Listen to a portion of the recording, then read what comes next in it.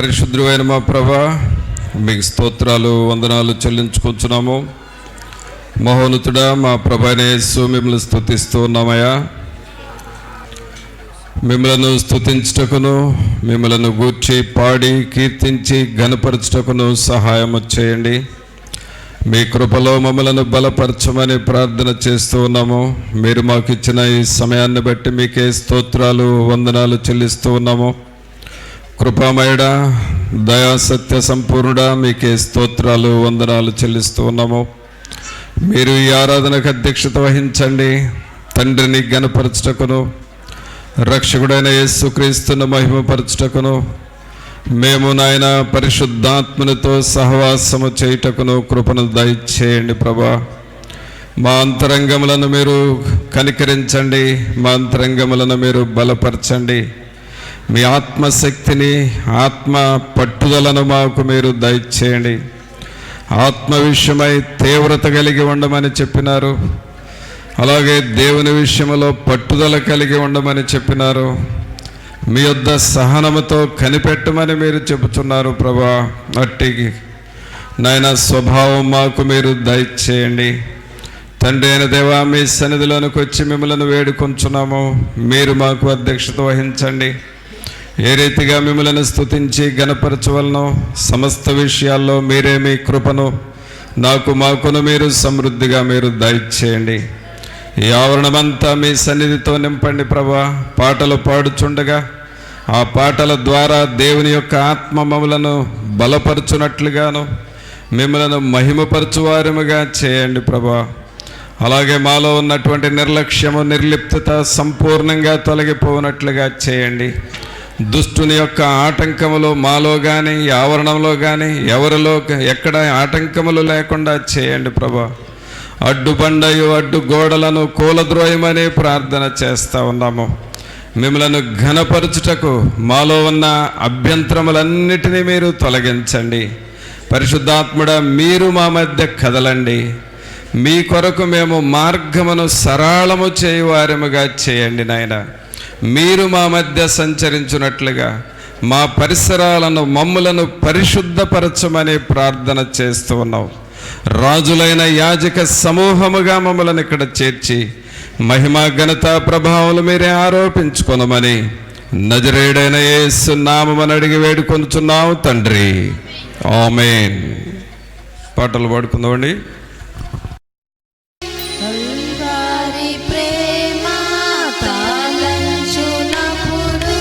కలుగుచున్నది దుఃఖం,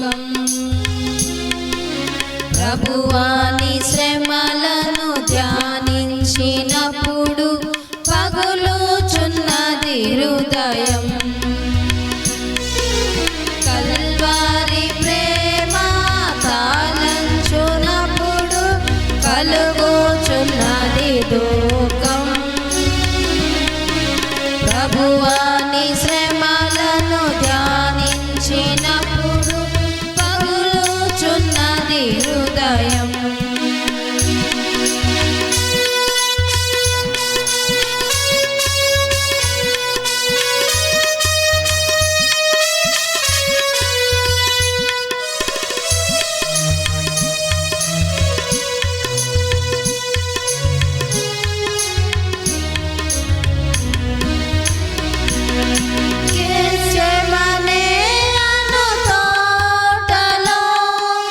విలపించుచు ప్రార్థించు ధ్వని నలువైపులా వినపడుచున్నది.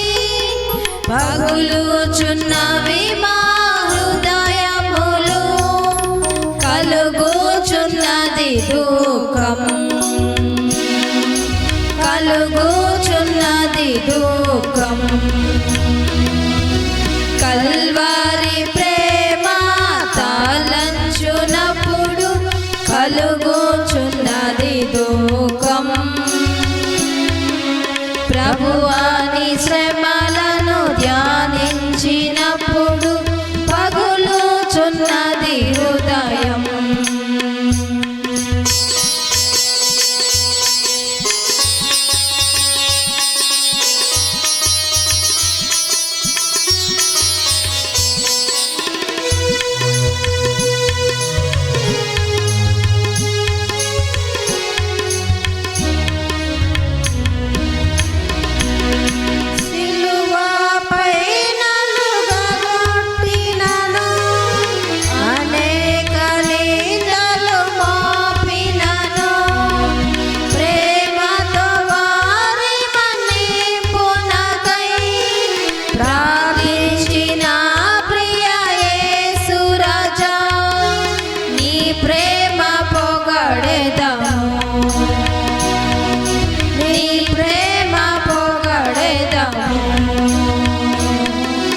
కల్వారి ప్రేమ తాళంచునప్పుడు కలుగోచున్నది దుఃఖం.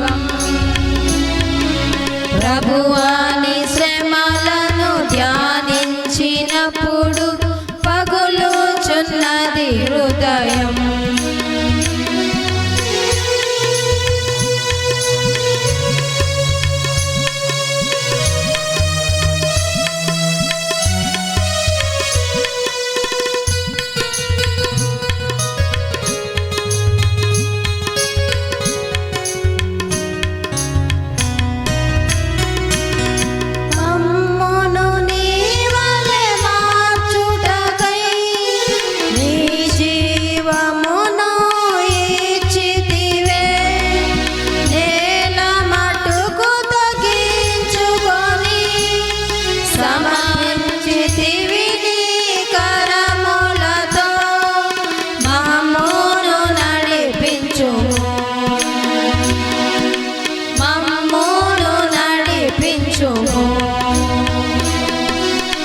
కల్వారి ప్రేమ తాళంచునప్పుడు కలుగుచున్నది దుఃఖం.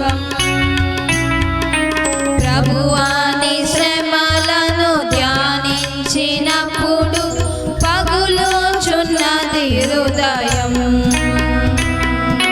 కల్వారి ప్రేమ తాళంచునప్పుడు కలుగుచున్నది దుఃఖం. ప్రభువాని శ్రమలను ధ్యానించినప్పుడు పగులుచున్నది హృదయం.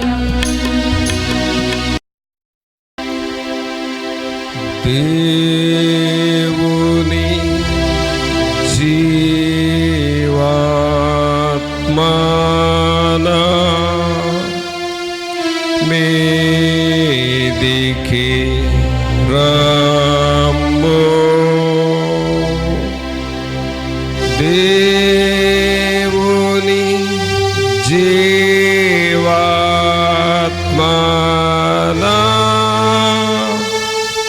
మీదికి రమ్ము. వీరాచు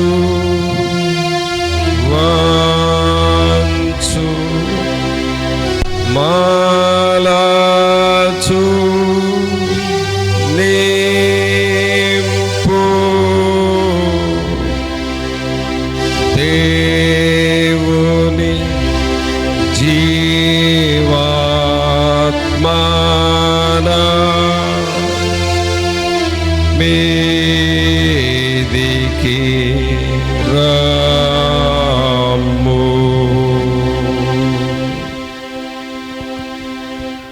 పరిశుద్ధుడైన మా ప్రభా, మీకు స్తోత్రాలు వందనాలు చెల్లిస్తూ ఉన్నాము. మహోన్నతుడా, మా ప్రభు అయిన యేసు, మిమ్మల్ని స్తుతిస్తున్నాము. మీరు మా దేవుడు, మా రక్షకుడు, మీకు వందనాలు. కృపా సత్య సంపూర్ణుడా, మిమ్మల్ని స్తుతిస్తూ ఉన్నాము.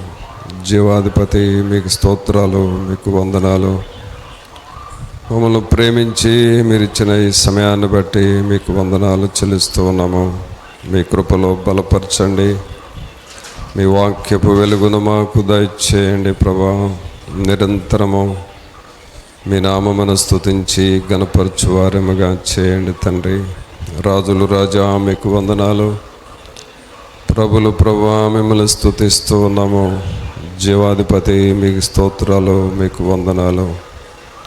నిరంతరం మీ నామమును కీర్తించి గణపరచు వారముగా చేయండి తండ్రి. మీ వాక్యపు వెలుగును మాకు ఇవ్వండి.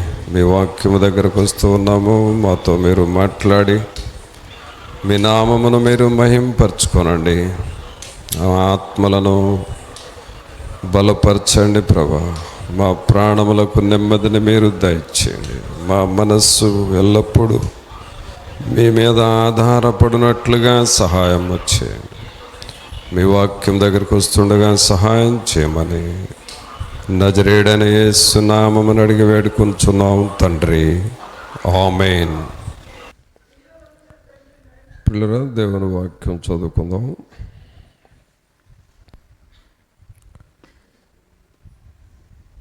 కీర్తనల గ్రంథంలో నుండి 111వ కీర్తన తీయండి. 111వ కీర్తన మొదటి వచనాలు చదువుకుందాం. యెహోవాను స్తుతించుడి, యెహోవాను స్తుతించుడి, యథార్థవంతుల సభలోను యథార్థవంతుల సభలోను సమాజములోను పూర్ణ హృదయముతో నేను యెహోవాకు కృతజ్ఞతాస్తుతులు చెల్లించెదను. యెహోవా క్రియలు గొప్పవి,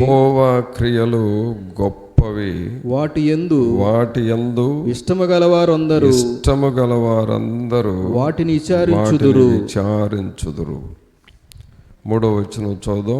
ఆయన కార్యము మహిమా ప్రభావములు గలది. ఆయన నీతి నిత్యము నిలకడగా నుండును. ప్రభువునందు ప్రియరా, దేవుని దగ్గర మనం ప్రార్థన చేస్తూ ఉన్నప్పుడు, మనం ప్రార్థన అనగానే దేవుని దగ్గర కొన్ని విషయాలు అడుగుతాము. మనకేమి కావాలో, అలాగే మన అవసరతలు ఏమిటో, దేవుని దగ్గర మనం ఏమి పొందుకోవాలో వాటన్నిటినీ దేవుని దగ్గర అడుగుతాం. దానినే మనం ప్రార్థన చేసుకోవటం అంటాం. అయితే ప్రార్థన చేసుకుంటున్నప్పుడు మనకు కావలసిన అవసరతలు దేవుణ్ణి అడుగుతూ ఉన్నప్పుడు మన ప్రార్థన విని దేవుడు సహాయం చేస్తాడు. అయితే దేవుడు మనకు సహాయం చేసే విషయాల్లో కొన్ని మనం ఆలోచన చేస్తే, మానవునికి సాధ్యమైనవి కొన్ని ఉంటాయి, మానవునికి సాధ్యము కానివి కూడా కొన్ని ఉంటాయి. ఇప్పుడు మానవుడు ఎప్పుడు కూడా దేవుణ్ణి ఏమని అడుగుతాడంటే, ఎప్పుడు అడుగుతాడంటే, మానవునికి సాధ్యమైన పనులన్నీ మానవుడే చేసుకుంటాడు, కానీ అసాధ్యమైనవి ఉన్నాయి చూడండి. ఇది మన వలన కాదు అనుకుంటాం చూడండి, వాటి విషయము దేవుణ్ణి అడుగుతాం. ప్రభా, ఇక మా వలన కాదు, ఈ విషయంలో మీరే సహాయము చేయాలి, మీరే కృప చూపాలి అని మనం దేవుణ్ణి అడుగుతాం. అలా అడిగినప్పుడు ప్రభు మనకు సహాయం చేస్తాడు. అప్పుడు దేవుడు గొప్ప కార్యం చేశాడు, గొప్ప మేలు చేశాడు అని మనం అనుకుంటాం. కావున పిల్లరా, మన జీవితంలో దేవుడు చేసే పనులు ఎప్పుడు కూడా చాలా ఆశ్చర్యముగా, అద్భుతముగా, చాలా గొప్పవిగా ఉంటాయి. దావీదు జీవితంలో కూడా దేవుడు అలాగే చేశాడు, ఎన్నెన్నో గొప్ప కార్యాలు చేశాడు. మరి గొల్లియాతును హతమార్చటము, అది దేవుడు చేసిన ఒక గొప్ప కార్యం. అలాగే ఆయన మేపుచున్నటువంటి గొర్రెలను ఆ ఎలుగుబంటి, ఆ సింహము వచ్చి వాటిని తిన్నప్పుడు వాటి దవడలు పట్టుకొని చీల్చి ఆ లోపలున్న గొర్రెను బయటకు తీయటం అనేది ఒక గొప్ప కార్యం. ఇవన్నీ దేవుడి గొప్ప కార్యాలు. అయితే వాళ్ళ జీవితంలోనే చేయటం కాదు, ప్రభు మన జీవితంలో కూడా చేస్తాడు. మన జీవితంలో ఎప్పుడు చేస్తాడు అని అంటే, మనం వాటిని నా జీవితంలో జరిగించండి ప్రభువా అని నువ్వు దేవుణ్ణి అడగాలి. దేవునికి నువ్వు ప్రార్థన చేయాలి. అందుకనే 2వ వచనంలో ఏముందంటే, యెహోవా క్రియలు గొప్పవి, వాటి యందు ఇష్టము గలవారందరూ వాటిని విచారించుదురు. అంటే నీ జీవితంలో, మన జీవితంలో ఈ కార్యాన్ని మీరు చేయండి ప్రభువా అని మనం అడగాలి. అయితే దేవుడు మన కోసం చేసిన కార్యాలు ఏమైనా ఉన్నాయా అని ఆలోచన చేస్తే దేవుని వాక్యమే మనకు జవాబు చెబుతుంది. అందుకనే దేవుని వాక్యాన్ని మనం బాగా చదవాలి. పైన చదివితే నీకేం అర్థం కాదు, కానీ మోకాళ్ళ మీద ఉండి దేవుని వాక్యాన్ని ప్రార్థనాపూర్వకంగా ధ్యానము చేస్తూ అడుగుతూ ఉంటే తప్పకుండా ప్రభు మనకు సహాయం చేస్తాడు. అందుకనే ఇక్కడ ఏమని చదువుతున్నాం? యెహోవా క్రియలు గొప్పవి, వాటి యందు ఇష్టము గలవారందరూ వాటిని విచారింతురు. తర్వాత ఏమంటున్నాడు? ఆయన కార్యము మహిమా ప్రభావములు గలది, ఆయన నీతి నిత్యము నిలకడగా నుండును. ఆయన కార్యములు మహిమా ప్రభావములు గలవి, ఆయన నీతి నిత్యము నిలకడగా ఉండును. దేవుని కార్యాలు గంభీరమైనవి, గొప్పవి. మన జీవితంలో దేవుడు చేసిన గొప్ప కార్యాలు ఏమిటి అని చూస్తే చూడండి, దేవుని వాక్యంలో 1 కొరింథీయులకు రాసిన పత్రిక 3వ అధ్యాయము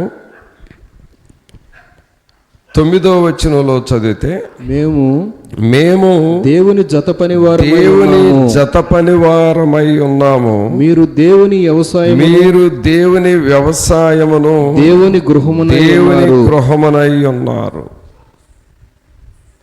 గమనించండి, దేవుడు మన జీవితంలో చేసిన గొప్ప కార్యం ఏంటంటే మనల్నే దేవుడు తన గృహముగా ఏర్పాటు చేసుకున్నాడు. ఆయన నివసించే గృహముగా. దేవుడు నివసించేది పరలోకములో ఉంటాడు అని మనకు తెలుసు, కానీ ఆయన ఆత్మరూపంలో ఈ లోకంలో ఎక్కడ ఉంటాడంటే మన హృదయాలలోనే ఉంటాడు. ఈ సత్యం మనం తెలుసుకోవాలి. ఈ సత్యం తెలియక దేవుణ్ణి మన హృదయంలో నుండి బయటికి వెళ్ళగొడుతున్నాం.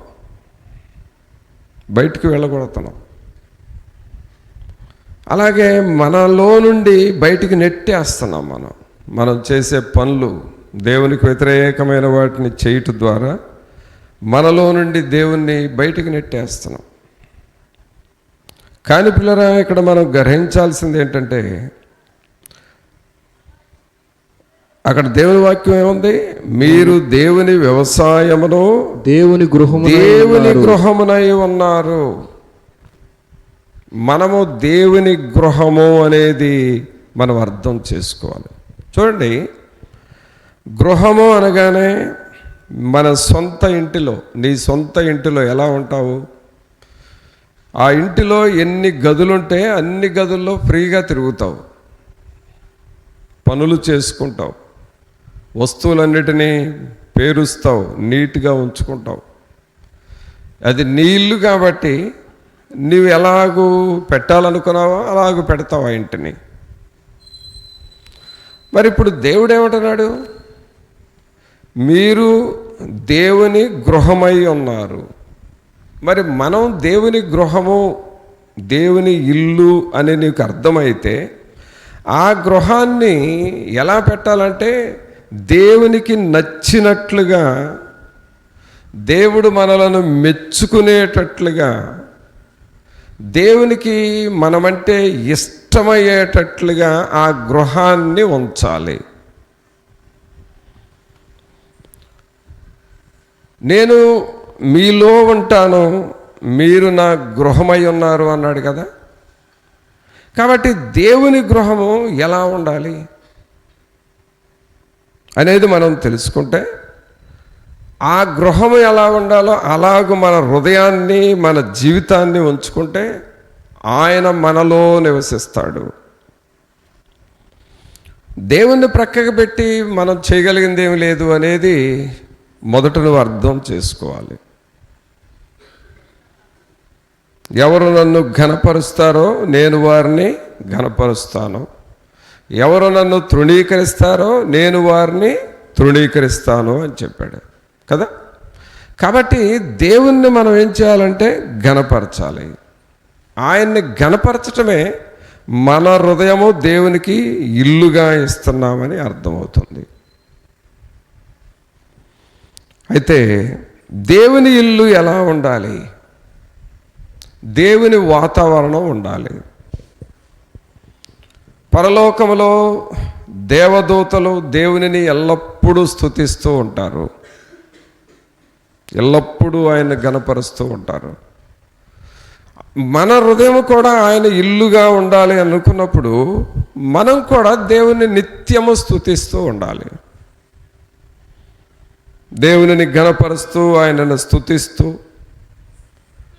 అలాగూ మన హృదయాన్ని కాపాడుకున్నప్పుడు ఎక్కడైతే స్తుతి ఆరాధన జరుగుతూ ఉంటుందో, ఎక్కడైతే దేవునిని కొనియాడుతూ స్తుతిస్తూ ఉంటామో ఆ హృదయంలో ప్రభు ఉంటాను అని అంటున్నాడు. అలాగు నీ హృదయాన్ని దేవునికి ఇల్లుగా మార్చాలి. తర్వాత ఆ ఇంటిలో ఏమి ఉండాలి అని అంటే దేవుని వాక్యం ఉండాలి. దేవుని వాక్యం, దేవుని వాక్యం నీ హృదయంలో నింపుకుంటా ఉండాలి.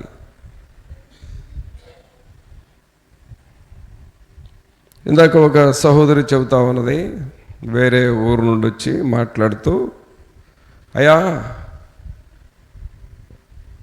నాకెందుకో కానీ సాతానుడు నన్ను చాలా తొందర చేస్తున్నాడు, నన్ను చాలా శోధిస్తున్నాడు సాతానుడు, నేను ఏమైపోతానేమో అనే భయం నాలో ఉంది అని చెప్పింది. నేనేమన్నానంటే, నువ్వు దేవుని వాక్యం చదువుతున్నావా అని అడిగాను. దేవుని వాక్యాన్ని చదువుతున్నావా? తనేమందో తెలుసా? వాక్యాన్ని చదువుదాం అనిపిస్తుంది కానీ బైబిల్ దగ్గరకి వెళ్ళగానే ఇప్పుడు కాదులే తర్వాత చదువుదాంలే అని అనిపించి ఆ బైబిల్ దగ్గరకు వెళ్ళి వెనక్కి తిరిగి వస్తున్నాను, అలాగూ దేవుని వాక్యాన్ని నేను చదవలేకపోతున్నాను అని చెప్పింది. అదే మరి సాతానుడు, దేవుని వాక్యాన్ని చదవకుండా చేసేది సాతానుడు. అందుకే నిన్ను తొందర చేస్తూ ఉంది ఆ చీకటి. దేవుని వాక్యాన్ని చదవకుండా, ప్రార్థన చేయకుండా నిన్ను అభ్యంతరం చేసి నీ మీద సాతానుడు ప్రభావాన్ని చూపుతూ ఉన్నాడు. కాబట్టి దేవుని వాక్యాన్ని నువ్వు క్రమంగా చదవాలి అని చెప్పాను. అలాగే క్రమముగా నువ్వు ప్రార్థన చేయాలి. నువ్వు ఎలాగూ చేస్తే నీ మీద పనిచేసే దురాత్మ శక్తులు బలహీనపడి అవి పారిపోతాయి. నువ్వు ప్రార్థన చేయకుండా, వాక్యం చదవకుండా చీకటి నా మీద పనిచేస్తుందంటే పనిచేస్తుంది. అందువల్ల నువ్వు ప్రార్థన చేయటం ప్రారంభించు, వాక్యం చదవటం ప్రారంభించు అని చెప్పాను. పిల్లరా, దేవుని వాక్యం ఏముంది? మీరు దేవుని వ్యవసాయమును దేవుని గృహమునై ఉన్నారు. అంటే మనము దేవుని గృహము అన్న సంగతి మనం అర్థం చేసుకోవాలి. ఈ దారినే పోయే వాళ్ళందరూ ఈ స్థలాన్ని చూడగానే ఏమనుకుంటారు? ఇదిగో ఇది దేవుని మందిరము అని అనుకుంటారు కదా. ఎవరైనా లోపలికి వచ్చినా రాకపోయినా దారినే వెళ్ళేవాళ్ళు చూసి ఇది దేవుని మందిరము అనుకుంటారు కదా. అలాగే నీ హృదయాన్ని నువ్వు చూసుకున్నప్పుడు, నా హృదయము దేవుని మందిరము, దేవుని గృహము అనేది నీకు అర్థం కావాలి. దేవుని గృహం అనేది నీకు అర్థమైతే ఇక నువ్వు దేవునికి వ్యతిరేకమైన పనులు చెయ్యవు. వాటిని చేయకుండా ఉండాలి, వాటిని చేయకుండా బ్రతకాలి అనే ఆలోచన నీకు వస్తుంది. కొంతమంది భక్తిని చేసినట్లుగా చేస్తారు కానీ కొద్ది కాలం చేసి ఆ తర్వాత పూర్తిగా లోకస్తుల్లాగా మారుతారు. కారణం ఏంటంటే దేవుని గృహము అన్న సంగతి వాళ్ళు మర్చిపోతారు. ఒక ఇంటిలో వ్యక్తి ఇంటికి రాకుండా బయట ఎక్కడెక్కడో తిరుగుతూ కొన్ని రోజులు ఇంటికి రాకపోతే ఏమనుకుంటారు ఇంట్లో వాళ్ళు? ఏమైపోయాడు, ఇల్లు కూడా గుర్తు రావట్లేదు అని అనుకుంటారు. అలాగే మన హృదయం దేవుని ఆలయం అయితే మనం ఎక్కడెక్కడో బయట తిరుగుతూ ఉంటే మరి దేవుడు ఏమనుకుంటాడు? వీళ్ళు ఏమవుతున్నారు, నేను ఉండే ఇంట్లో వీళ్ళు నా దగ్గర ఉండకుండా ఎటుపోతున్నారా అని దేవుడు ఆలోచిస్తాడు. అందుకనే పిల్లరా, మనము మన గృహాలు, మన హృదయాలు దేవుని గృహముగా దేవుడు చేశాడు. ఇదొక గొప్ప కార్యము.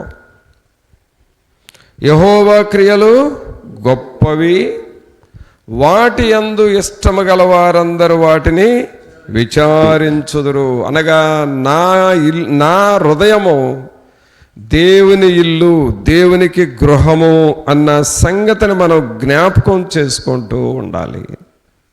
ఇదొక గొప్ప కార్యం. నిజంగా దేవుడే మన హృదయాన్ని ఆయన ఇల్లుగా, ఆయన గృహముగా మార్చుకున్నాడంటే అది ఎంత గొప్ప కార్యం. ప్రభు మనతో ఉండాలి అని ఆశిస్తూ ఉన్నాడు.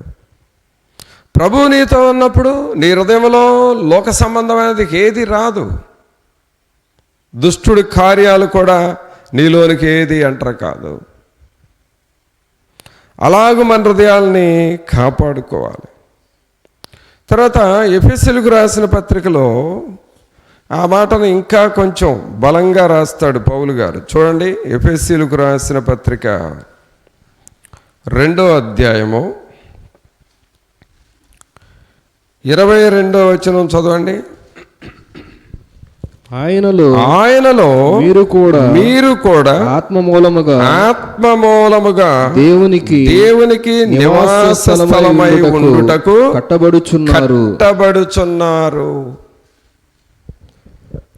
అంటే గృహము అనేది పిల్లరా అంచెలంచెలుగా కట్టబడుతూ ఉంటుంది. ఇప్పుడు గృహం కట్టడానికి పైన ఒక స్లాబ్ వేస్తారు, కొంతకాలానికి ఇంకొక అంతస్తు పెంచుతారు, ఇంకొక అంతస్తు, ఇలాగూ అంతస్తులుగా పెంచుకుంటూ ఇల్లు ఎట్ట కడతా ఉన్నారు. దేవుని గృహము అంటే దేవుడికి నీవు హృదయాన్ని ఇచ్చి దేవుడు నీ హృదయంలో నివసించేటట్లుగా చేస్తే నీ జీవితాన్ని, నీ నివాస స్థలము కట్టబడుతూ ఉంటుంది.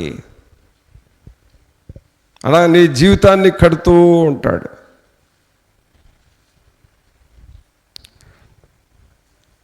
దేవుడు నీ జీవితాన్ని కడుతున్నాడు అనే దానికి గుర్తు ఏమిటంటే దేవుని ఆశీర్వాదాలు నీ జీవితంలో వస్తాయి. దేవుని ఆశీర్వాదాలు వస్తాయి. నువ్వు చేసే పనిని దేవుడు దీవిస్తూ ఉంటాడు. ఆ పని వృద్ధి పొందుతూ ఉంటుంది, అభివృద్ధిలోనికి వస్తుంది. విలియం కాల్గేట్ అనే ఒక యవనస్తుడు ఒక సామాన్యమైన జీవితం జీవిస్తూ ఉండేవాడు. ఆయన బ్రతకటానికి ఏం చేయాలా అని ఆలోచన చేస్తే ఆయనకి ఇంకేమి పెట్టుబడి పెడతానికి కూడా ఏమీ లేదు. అందువల్ల ఏదో తనకున్న కొంచెం డబ్బుల్ని పెట్టుబడిగా పెట్టి పళ్ళ పొడి తయారు చేశాడంట. ఏం పొడి అండి అది? పళ్ళ పొడి. మీకు తెలుసు కదా, మొదట్లో ఆ పళ్ళ పొడి ఉండేది, వాటిల్లో ఒకటి ఎర్ర పళ్ళ పొడి ఉండేది. అందరూ ఆ ఎర్ర పళ్ళ పొడితో కడిగేవాళ్ళు. దానికంటే ముందు దేంతో? అది బూడిదతో కడిగారు. ఫస్ట్ బూడిదతో కడిగేవాళ్ళు, తర్వాత ఎర్ర పళ్ళపొడి, ఆ తర్వాత కొంచెం తెల్ల పళ్ళపొడి వచ్చింది, ఆ తర్వాత ఈ పేస్ట్లు బ్రష్లు కదా. ఈ యవనస్తుడు మొట్టమొదట పళ్ళపొడి ప్యాకెట్లు తయారు చేసి సైకిల్ మీద అమ్ముతూ ఉండేవాడంట, అమ్ముకునేవాడు. ఆయన దేవునికి ఏమైనా ప్రార్థన చేశాడంటే, ప్రభువా నేను చేస్తున్న పనిని దీవించు నాయనా, ఈ పనిని ఆశీర్వదించు, నేను నీకోసం నమ్మకంగా ఉంటాను అని చెప్పాడు. కాబట్టి వారమంతా ఈ పళ్ళపొడి ప్యాకెట్లు అమ్ముతూ ఉన్నాడు. ఆ వచ్చిన ద్రవ్యములో కరెక్ట్గా దేవునికి ఇస్తా ఉన్నాడు. తర్వాత మిగిలింది తను వాడుకుంటూ వ్యాపారం చేస్తూ ఉన్నాడు. దేవుడు ఆయన్ని దీవించటం ప్రారంభించాడు. ఆ తర్వాత దేవుడు ఆ పళ్ళపొడి దగ్గర నుండి పేస్టులు తయారు చేసే దగ్గరికి పెంచాడు ఆయన్ని, టూత్ పేస్టులు తయారు చేయటం. ఆ పేస్టులు కూడా బాగా సేల్స్ అయ్యి ఒక రాష్ట్రంలో నుండి వేరే రాష్ట్రాలకి, ఒక దేశంలో నుండి వేరే దేశాలకి మొత్తం వ్యాపించిపోయింది. ఆయన చివరికి ఆయన పనిని దేవుడు ఎంత దీవించాడంటే, దేవుడు దీవించే కొలదే దేవుని ఎడల కృతజ్ఞతగా ఉంటూ ఉన్నాడు.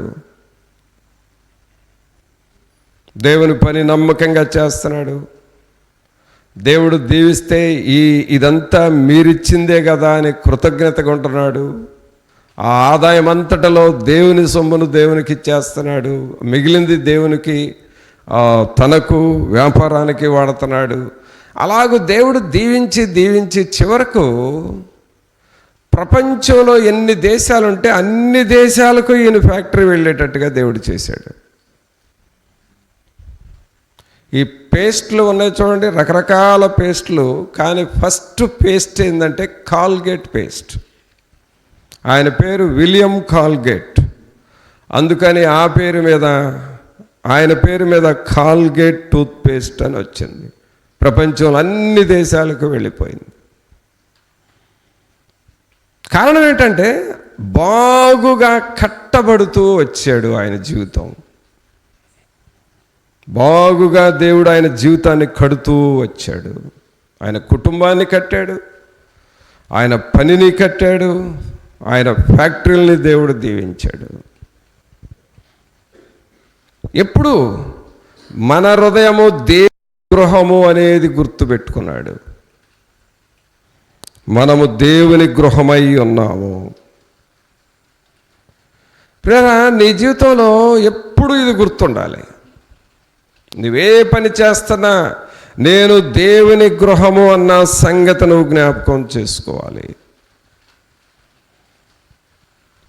అది మర్చిపోయావనంటే నువ్వు బాగుగా కట్టబడవలసిన వ్యక్తివి కొన్ని సమయాల్లో పాడైపోతూ ఉంటుంది పరిస్థితి. అందుకని ఇక్కడ అపోస్తలుడైన పౌలు గారు ఎఫెసీ సంఘంలో ఏం రాస్తా ఉన్నాడు? ఆయనలో మీరు కూడా ఆత్మ మూలముగా దేవునికి నివాస స్థలమై ఉండుటకు కట్టబడుచున్నారు. దేవునికి నివాస స్థలమై ఉండుటకు కట్టబడుచున్నారు అనగా మన జీవితాన్ని ఎలా కట్టుకోవాలో మనకు తెలియదు పిల్లరా. మన జీవితాన్ని ఎలా కట్టుకోవాలో, ఎలా డెవలప్ చేసుకోవాలో తెలియదు. ఒకవేళ మనం ఇలా చేద్దామని ప్రయత్నం చేసినా సక్సెస్ అవుతామో లేదో కూడా మనకి తెలియదు. ఈ పని చేద్దాం, ఈ పని ద్వారా నేను ఆశీర్వదించబడతాను, డెవలప్ అవుతాను అని నువ్వు అనుకోవచ్చు. కానీ నువ్వు డెవలప్ అవుతావో కాదో, అది దేవుని చిత్తమో కాదో నీకు తెలీదు. అందుకనే నీవు చేసే ప్రతి పనిని దేవునికి అప్పగించాలి. అది ఏ పనైనా సరే. ప్రభా, ఇది నీ చిత్తమేనా, ఇది నీ ఇష్టమేనా, నన్ను నడిపించండి, నా జీవితాన్ని కట్టండి అని నువ్వు అడుగుతూ ఉండాలి, దేవుణ్ణి అడుగుతూ ఉండాలి. అప్పుడు ప్రభువు నీ జీవితాన్ని కట్టడం ప్రారంభిస్తాడు. చూడండి, యెహోషువ గ్రంథంలో యెహోషువ జీవితాన్ని దేవుడు ఏం చేశాడో చూద్దాం. యెహోషువ గ్రంథము 1వ అధ్యాయం తీయండి. మన జీవితాన్ని కట్టడం అంటే ఏంటో చూద్దాం. యెహోషువ గ్రంథము 1వ అధ్యాయము 8-9 వచనాలు చదవండి. ఈ ధర్మశాస్త్ర గ్రంథమును నీవు బోధింపక తప్పిపోకూడదు. దానిలో రాయబడిన వాటన్నిటి ప్రకారము చేయుటకు నీవు జాగ్రత్త పడునట్లు. చూసారండి, అక్కడ ఏమంటున్నాడు? దానిలో చదవండి అన్నమాట. దానిలో రాయబడిన వాటన్నిటి ప్రకారము చేయుటకు నీవు జాగ్రత్త పడునట్లు. అంటే నీ జీవితం బాగుగా కట్టబడాలంటే దేవుని గ్రంథములో ఏమి రాయబడి ఉందో ఆ రాయబడిన వాటిని జాగ్రత్తగా చేయటం ప్రారంభించాలి. తర్వాత ఏమంటాడు? నీవు జాగ్రత్త పడినట్లు దివారాత్రము దాన్ని ధ్యానించిన ఎడల నీ మార్గమును వర్ధిల్ల చేసుకొని చక్కగా ప్రవర్తించదవు. చక్కగా దేవుడు నిన్ను కడుతూ ఉంటాడు. దేవుడు చేసే గొప్ప కార్యం ప్రియులారా ఇది. దేవుడు చేసే గొప్ప కార్యం ఏంటంటే ఈ గ్రంథములో రాయబడి ఉన్న వాటన్నిటి ప్రకారము చేయటానికి నువ్వు ప్రారంభించాలి. నువ్వు చెయ్యాలి. విని వదిలేయకూడదు, విని వాటి ప్రకారం చెయ్యాలి. విని మర్చిపోకూడదు, విని వాటిని మరలా ధ్యానం చేస్తూ ఉండాలి. దేవుని వాక్యాన్ని నువ్వు అలాగూ ధ్యానం చేస్తూ విని జ్ఞాపకం చేసుకుంటూ వాటిని ఇతరులకు చెబుతూ ఉంటే నీవు కట్టబడతావు, నీ కుటుంబం కట్టబడుతుంది, నీ పరిస్థితులన్నిటినీ దేవుడు సరిచేస్తూ ఉంటాడు. అందుకని ఇక్కడ ఏమంటున్నాడు? ఈ ధర్మశాస్త్ర గ్రంథమును నీవు బోధింపక తప్పిపోకూడదు. దానిలో రాయబడిన వాటన్నిటి ప్రకారము చేయుటకు నీవు జాగ్రత్త పడినట్లు దివారాత్రము దాన్ని ధ్యానించిన ఎడల నీ మార్గమును వర్ధిల్ల చేసుకొని చక్కగా ప్రవర్తించదవు. ఆమేన్. మన మార్గము అనగా మన జీవితము వర్ధిల్లునట్లుగా ప్రభు సహాయం చేస్తాడు. నీ జీవితం బాగుగా కట్టబడుతుంది. వేరా మన జీవితము కొన్నిసార్లు ఎందుకు ఫెయిల్ అవుతుందంటే వాక్యమును నువ్వు ఫాలో అవ్వట్లేదు. దేవుని వాక్యాన్ని నువ్వు పాటించట్లేదు. దేవుని వాక్యాన్ని నువ్వు పాటిస్తేనే నీ జీవితం బాగుగా కట్టబడుతుంది. అబ్రహాము అలాగూ దేవుని వాక్యాన్ని పాటించాడు. ఆయన ఎప్పుడు చూసినా మొదట దేవుని భయం ఉండేది ఆయనలో. రెండవది దేవుని వాక్యాన్ని గౌరవించేవాడు. మూడవది దేవుడు చెప్పిన మాట ప్రకారం చేసేవాడు. ఆ 3 విషయాలు అబ్రహాము జీవితాన్ని బహుగా కట్టబడటానికి, ఆశీర్వదించబడటానికి కారణాలు అయినాయి. అర్థమైందా?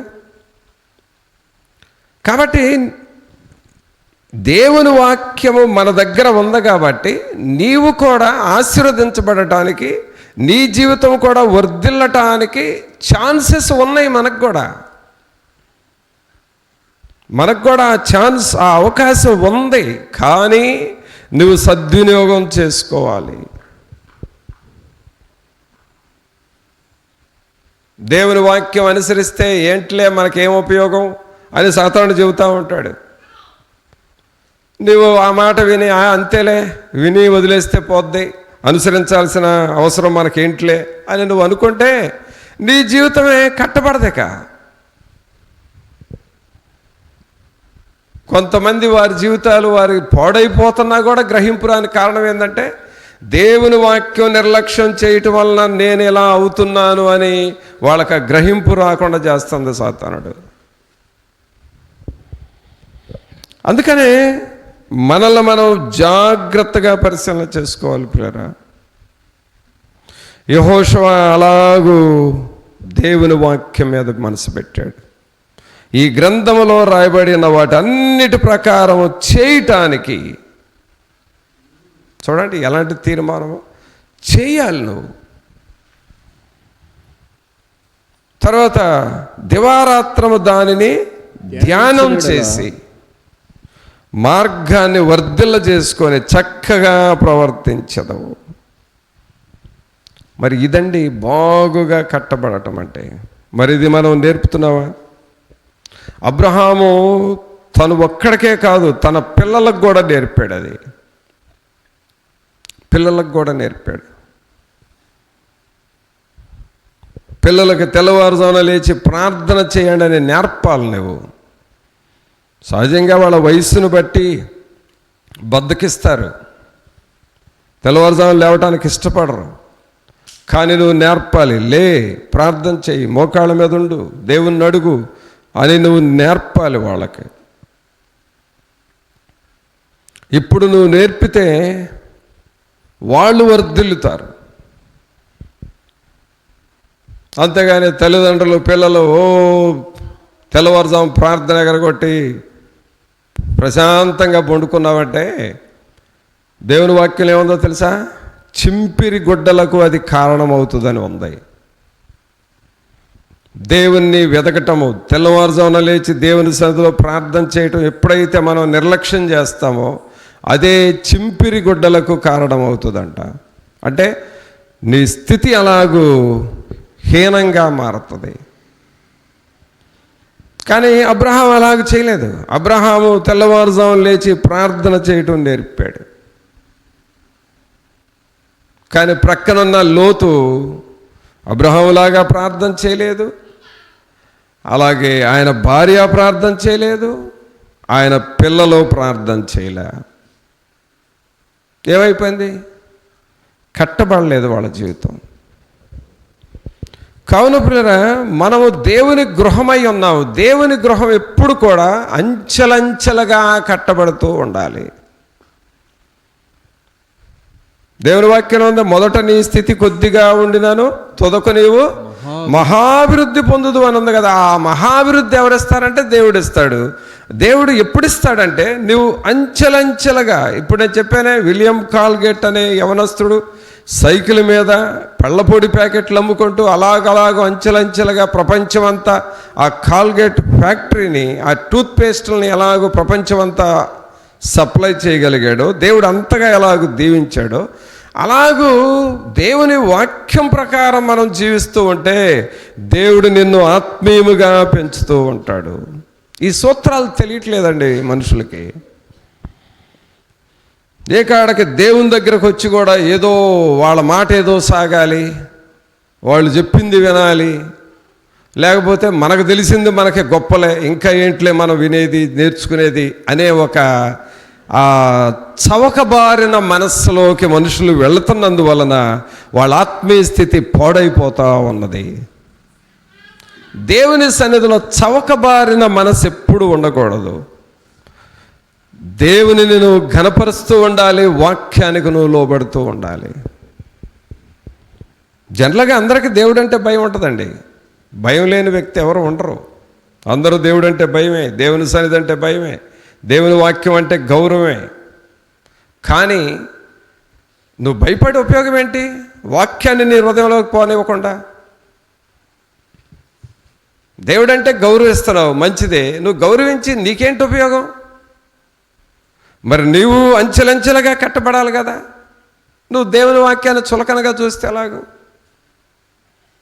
దేవుని సేవకుడు ఇలాగూ చేయాలి అని అంటే నువ్వు చేస్తే కదా దేవుడు దీవించేది. ఆయన చెప్పింది నేను చేసేది ఏంది అని అనుకుంటే ఇక నీ పరిస్థితి అంతే ఉంటుంది. ఇక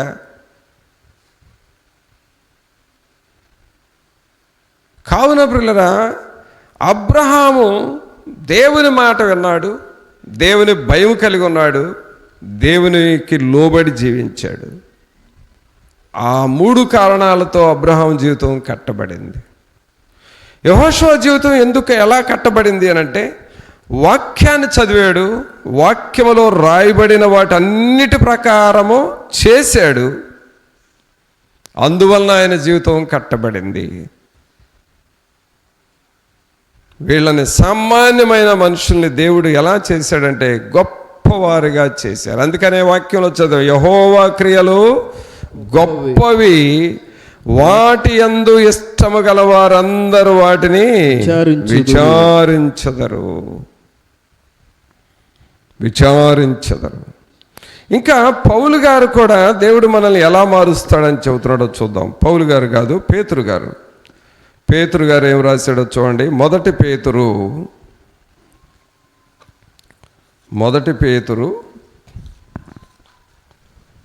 2వ అధ్యాయము. దేవుడు మన జీవితాలని ఎలా మారుస్తున్నాడని పేతురు గారు రాశాడంటే 5వ వచనం చదవండి. మొదటి పేతురు 2వ అధ్యాయం 5వ వచనం. యేసుక్రీస్తు ద్వారా దేవునికి అనుకూలములగు ఆత్మ సంబంధమైన బలులనర్పించుటకు పరిశుద్ధ యాజకులుగా ఉండునట్లు మీరును సజీవమైన రాళ్ల వలె నుండి ఆత్మ సంబంధమైన మందిరముగా కట్టబడుచున్నారు. ఎలా కట్టబడుతున్నాం అంటే మనం ఆత్మ సంబంధమైన మందిరముగా కట్టబడుతున్నాం. చూడండి, ఇక్కడ 3 విషయాలు మనం చూసాం ఈ సమయంలో. ఒకటి, మనం ఎవరమై ఉన్నామంట? దేవుని గృహము అయి ఉన్నాము. రెండవది, ఎఫెసీలో పౌలు గారు ఏం రాశాడు? ఆయన నివసించుటకు నివాస స్థలముగా మనము కట్టబడుచున్నాము అని రాశాడు. ఇక్కడ పేతురు గారు ఏం రాస్తున్నాడంటే ఆత్మ సంబంధమైన మందిరాలు మీరు అంటున్నాడు. చప్పట్లు కొట్టండి ఒకసారి అందరూ. మనం ఎవరమండి? ఆత్మ సంబంధమైన మందిరము.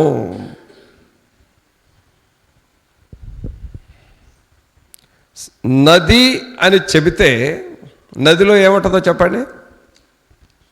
నది అని పేరు చెప్పాం, నదిలో ఏముంటుందో చెప్పండి. ఏముంటుంది? నీళ్ళు ఉంటాయి, ఇసుక ఉండదుగా. నది అంటే నీళ్ళు.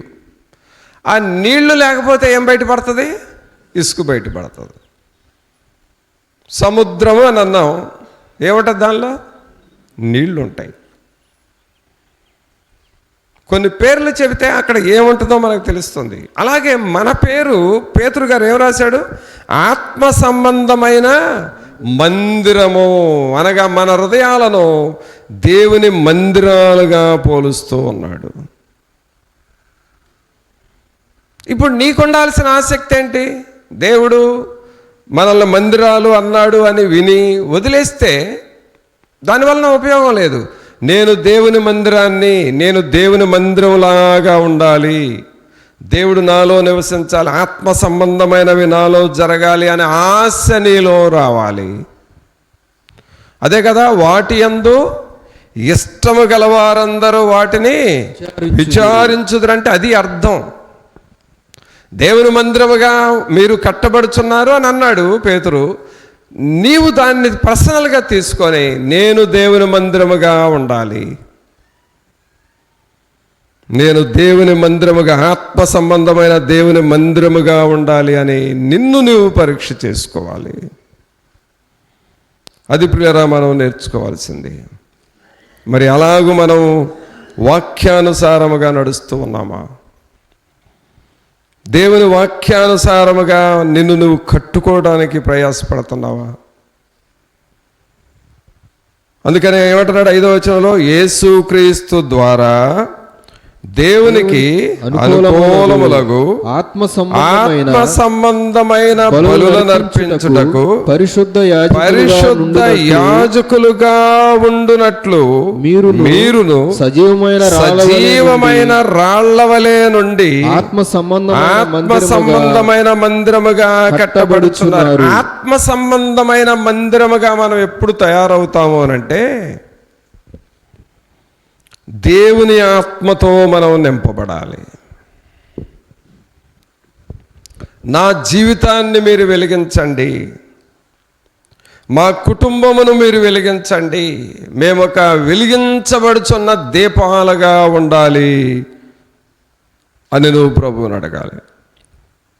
మరి అలాంటి ఆశ నీలో ఉందో?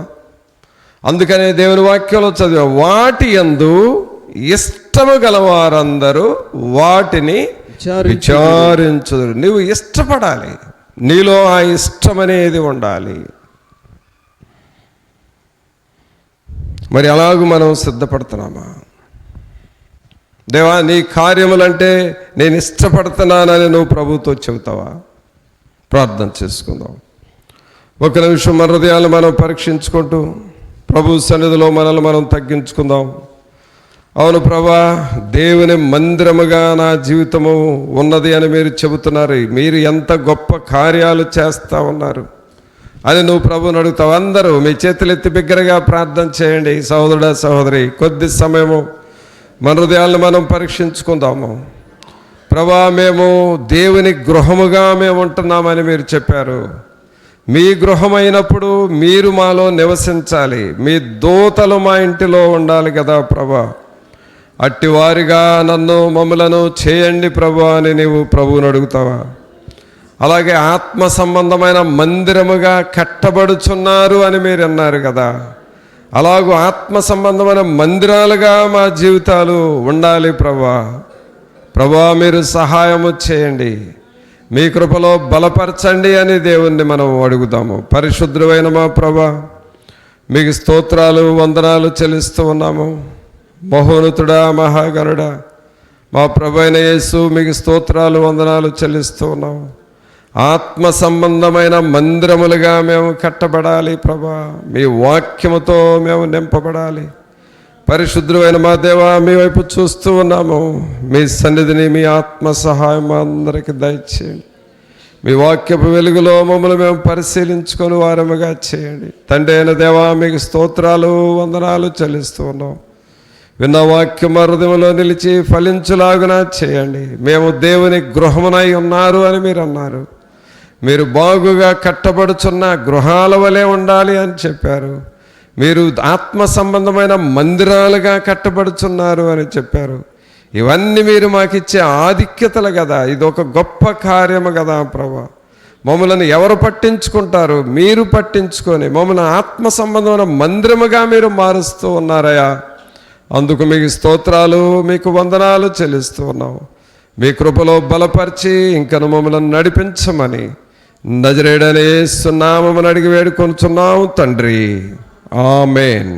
తండ్రి అయిన దేవుని ప్రేమ, కుమారుని కృప, పరిశుద్ధాత్మని యొక్క సన్నిధి ఇప్పుడు నెల్లప్పుడు మనందరికి తోడుగా ఉండి సహాయం చేసి నడిపించును గాక. ఆమేన్.